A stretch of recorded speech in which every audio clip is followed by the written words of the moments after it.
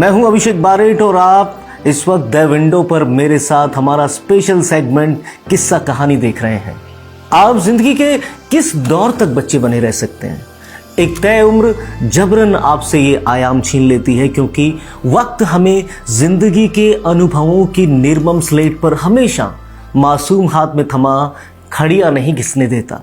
जैसे बच्चे के हाथ से स्लेट गायब होती है, मासूमियत भी गायब होती चली जाती है। लेकिन आज जिनकी कहानी फिर हम आपसे साझा कर रहे हैं, उनकी मासूमियत वक्त उनसे कभी नहीं छीन पाया।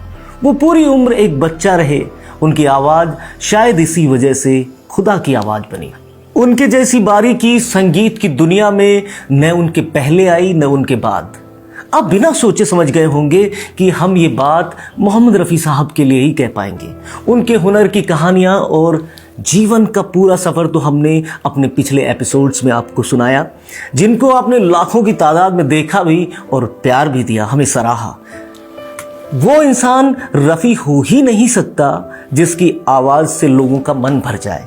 हर दिन वो आवाज नई होती जाती है, साथ ही साथ ना ही उनके जीवन की हर घटना के बारे में जानने की इस देश की इच्छा का अंत होता है। आज कहानी शहंशाह तरन्नुम मोहम्मद रफ़ी साहब के आखिरी चंद घंटों की। हर बारीक जानकारी जो सुनकर आपकी आंखें नम होंगी और कहते वक्त हम हौसले से सुनाने का प्रयास करेंगे। रफ़ी साहब के दामाद परवेज अहमद के अनुसार ये बात 31 जुलाई 1980 के आम दिन की है। उस दिन रफ़ी साहब हमेशा की तरह जल्दी उठ गए थे। तकरीबन 9 बजे उन्होंने हल्का नाश्ता लिया। उसके ठीक कुछ देर बाद वो पहले से किए गए अपने वायदे के अनुसार म्यूजिक डायरेक्टर कमल घोष के बांग्ला सॉन्ग के लिए काम करने चले गए और उसकी तैयारी शुरू कर दी। रफ़ी साहब की तबीयत पहले से कुछ ख़राब थी और कमल घोष का गाना भी वो गाना चाहते थे, क्योंकि उन्होंने कमल घोष से ये वायदा किया था।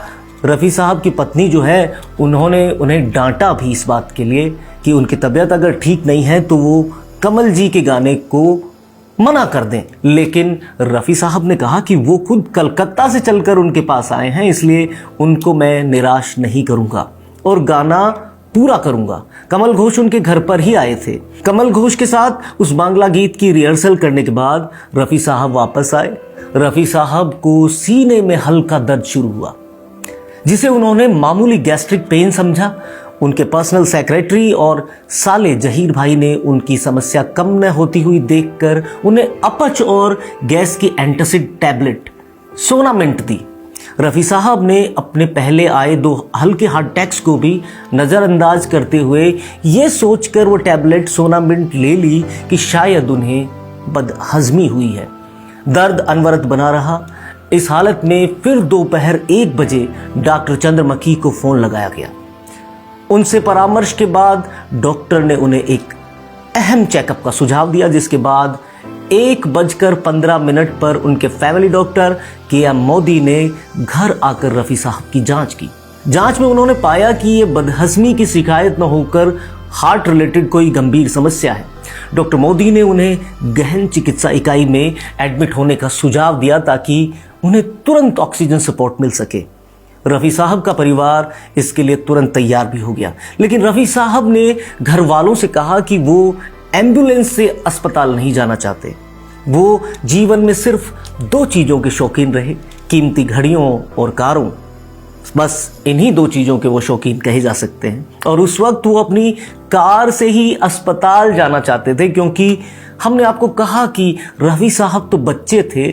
जिद पकड़ ली और आखिर घर वालों को उनकी बिगड़ती सेहत को देखते हुए उन्हें कार से जाने की इजाज़त देनी पड़ी। हालांकि ये पल काफ़ी जोखिम भरे हो सकते थे। उन्हें कार में एम्बुलेंस जैसी आपातकालीन सुविधाएं नहीं मिल सकती थी, लेकिन रफ़ी साहब ने अपने शौक को ही चुना। ठीक दोपहर 2 बजे उन्हें माहिम नेशनल हॉस्पिटल में दाखिल करा दिया गया। लेकिन वहाँ डॉक्टरों के सामने एक चुनौती थी कि माहिम नेशनल हॉस्पिटल के पास पेसमेकर मशीन नहीं हुआ करती थी, जो डॉक्टरों को रफ़ी साहब की बिगड़ती सेहत के लिए उस वक्त ज़रूरी लग रही थी। पता किया गया कि मुंबई के किस नज़दीकी अस्पताल में वो अहम मशीन जिसे पेसमेकर कहा जाता है वो उपलब्ध है। जानकारी मिली कि बॉम्बे हॉस्पिटल में पेसमेकर मशीन मौजूद है। रफ़ी साहब को माहिम हॉस्पिटल से बॉम्बे हॉस्पिटल में शिफ्ट करते वक्त उन्हें एक जोरदार हार्ट अटैक आया। अपनी मासूम मुस्कान के पीछे रफ़ी साहब ने दर्द को पीने की कोशिश की, लेकिन शरीर की अपनी वर्जनाएं हैं। रफ़ी साहब का दिल उनको धोखा देने पर आमादा हो गया था, लेकिन रफ़ी उसके खिलाफ अब भी डटे हुए थे। ये वही हृदय था जिसमें से न जाने कितने ही भाव रफ़ी साहब के जादुई कंठ से गुजरते हुए करोड़ों दिलों में हमेशा के लिए समाये। वक्त तेजी से गुजर रहा था और बॉम्बे हॉस्पिटल से माहिम हॉस्पिटल की दूरी तय कर ली गई, लेकिन फिर भी लंबे परीक्षणों के बाद 6 बजे उन्हें बॉम्बे हॉस्पिटल की इमरजेंसी हार्ट यूनिट में शिफ्ट कराया गया। वहां एक नई समस्या डॉक्टरों के दल के सामने खड़ी हो गई थी। दरअसल रफ़ी साहब को पेसमेकर मशीन तो इंस्टॉल कर दी गई थी, लेकिन इसके बावजूद वो बहुत ही स्लो थी और वो ठीक तरीके से काम नहीं कर पा रही थी। आपातकालीन हालात में दूसरी पेसमेकर मशीन मंगवाई गई और इसे पहुंचने में 3 घंटे का कीमती समय गुजर गया। अब रात के 9 बज रहे थे। रात 9 बजे डॉक्टर्स रफ़ी साहब के लिए नियति से लड़ रहे थे। रफ़ी साहब लाइफ सपोर्ट सिस्टम पर थे। रफ़ी साहब के फैमिली डॉक्टर के मोदी और डॉक्टर डागर ने रफ़ी साहब के लिए हर मुमकिन कोशिश जारी रखी, लेकिन रफ़ी साहब की सेहत में कोई सुधार नज़र नहीं आ रहा था। ये कोशिश 1 घंटे तक डॉक्टर्स ने जारी रखी। घड़ी अब ठीक 10:10 पर सुई को आगे बढ़ा रही थी, पर समय रुक गया था। रफ़ी साहब को तीसरा हार्ट अटैक आया और वो मखमली आवाज़ जो सदियों तक जिंदा रहेगी, वो आवाज़ उस वीरान से अपने घर लौट गई, क्योंकि न कभी रफ़ी साहब मरेंगे न उनकी आवाज़। सब कुछ उस वक्त स्तब्ध हो गया, भौतिक अभौतिक सब कुछ। डॉक्टर्स भी आंसू नहीं रोक पाए। रफ़ी साहब की देह को हॉस्पिटल की मोर्चरी में रखवा दिया गया। अगले दिन सवेरे 1 अगस्त 1980 की सुबह तकरीबन 9:30 पर उनकी पार्थिव देह को परिजनों को सौंपा गया।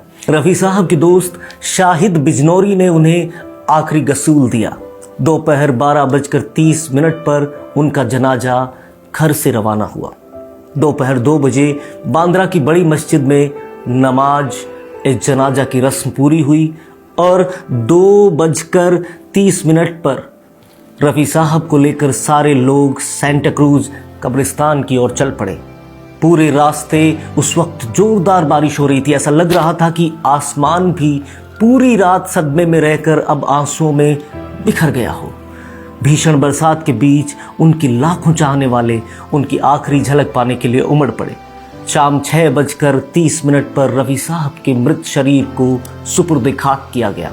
दूर लाउड स्पीकर पर उनका एक गीत सुनाई दे रहा था, पल दो पल का साथ हमारा, पल दो पल की याराने हैं, इस मंजिल पर मिलने वाले उस मंजिल पर खो जाने हैं।